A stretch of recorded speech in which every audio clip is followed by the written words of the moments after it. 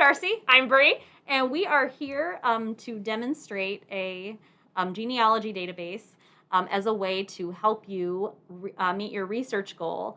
So if you're participating in Read, Do, Explore, and one of the ways you're participating is setting your research goals, we're going to show you a genealogy database that will help you reach your research goal from any place. You don't need to be at the library to access this database. You can access it anywhere as long as you have internet access. Mm-hmm.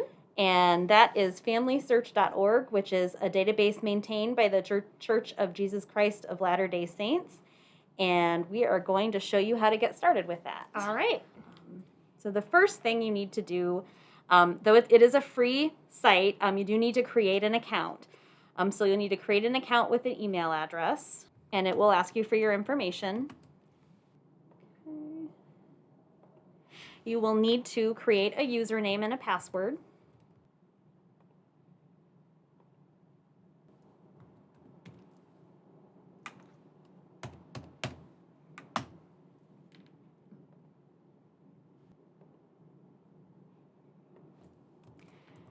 And then you will just sign in to get started.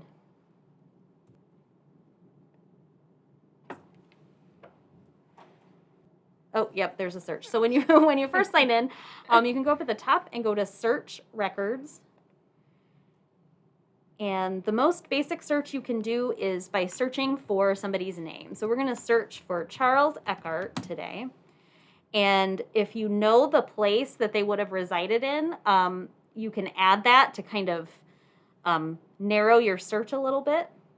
Because if we just search Charles Eckhart, and we'll do a demonstration here. As you can see, there's a lot of Charles Eckharts. Yeah, brings up a lot of Charles Eckharts.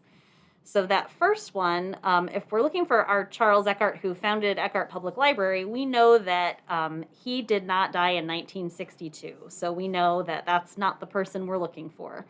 Now, we could theoretically go through every one of these thousands of results, but that's not necessarily a great way to go about your search. No. So along the right-hand side, you can add to your search. You can add places where they might have lived. You can add life events like a birth date or a death date if you know that. And you can also add family members. So why don't we add a spouse? Sure. And let's add Barbara. B-A-B-A. Oops. Or B-A-R-B-A. Sorry. R-B-A-R-A. Yeah. My grandmother's the same name, but it's spelled differently. Oh, yeah. And so we'll do her last name. And then we'll there. add the search. And just click on that? Yep. Okay. And so now we have a different set of results. So let's go ahead and just click on one. When you click on a result, you can see all of the information from that record that is summarized on the side. So we have a Charles Eckhart here, who, this is 1900. He lived in Union Township in DeKalb County, Indiana. It lists his approximate birth date, his birthplace, and below, if we keep scrolling down, it'll show you an image. And there he is with Barbara, and you can see that this is a census record. And so go ahead and click on that.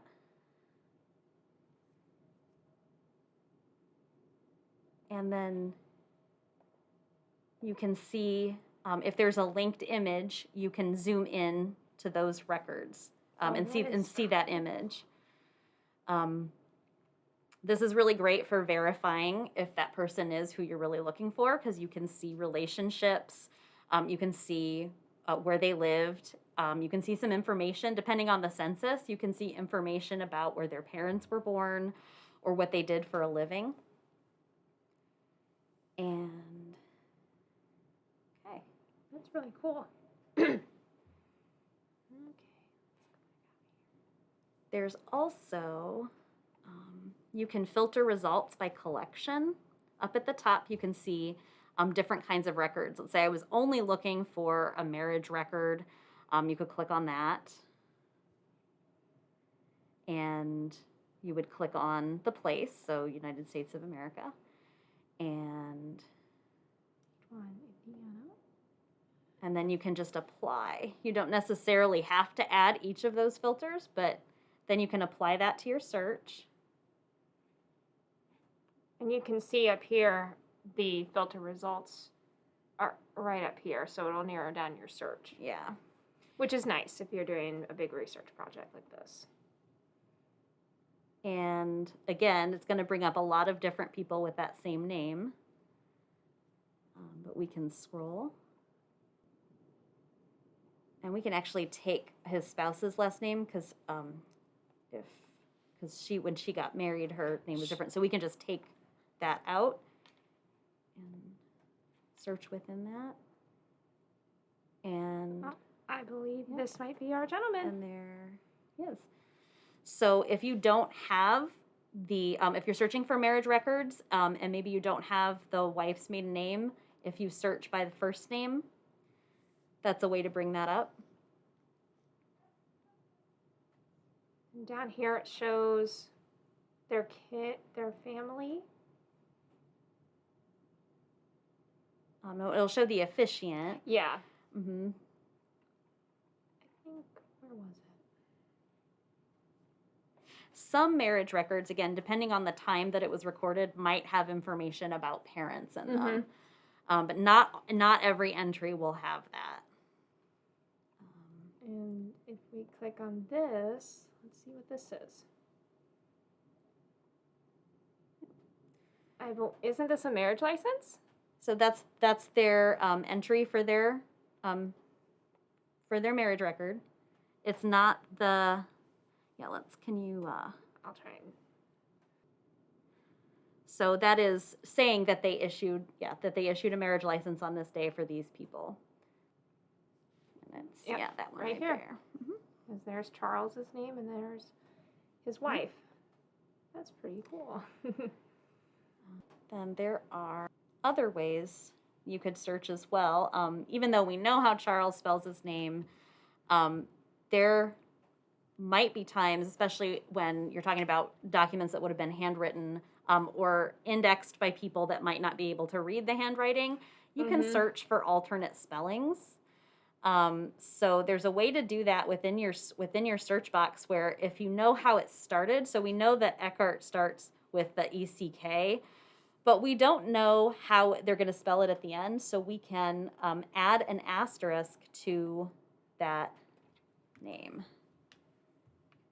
And so if we do that, it'll bring up anything that has a different ending than the HART.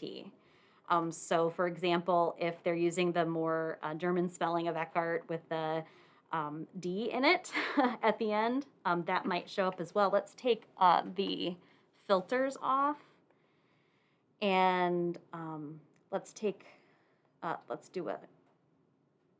Barbara out. Sorry, Barbara. Sorry. And we'll do a search for Charles with the ECK, and let's add a place. So let's add a birth, and we know he was born in Pennsylvania.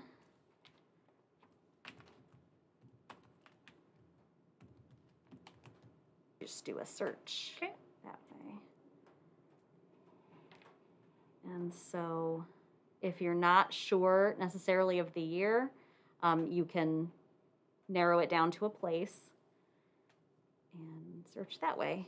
And what I searched the other day is not coming up. Interesting. Who were you looking for?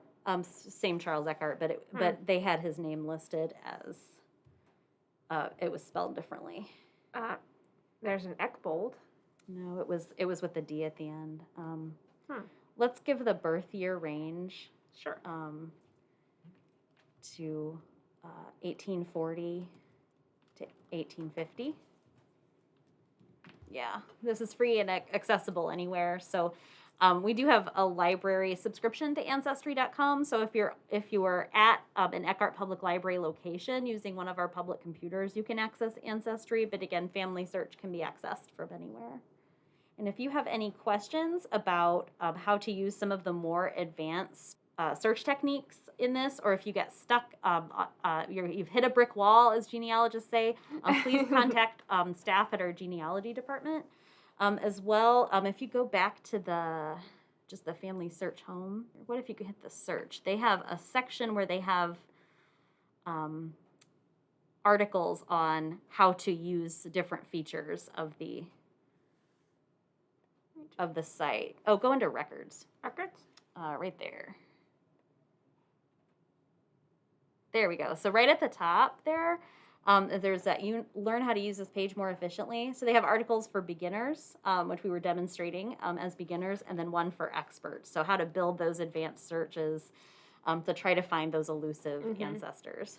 And this is only the first part of what genealogy is offering. Exactly. We'll be featuring other genealogy databases, some that you can access offsite from anywhere. Some of them you can access at a library location, and at any of them, library staff can help you.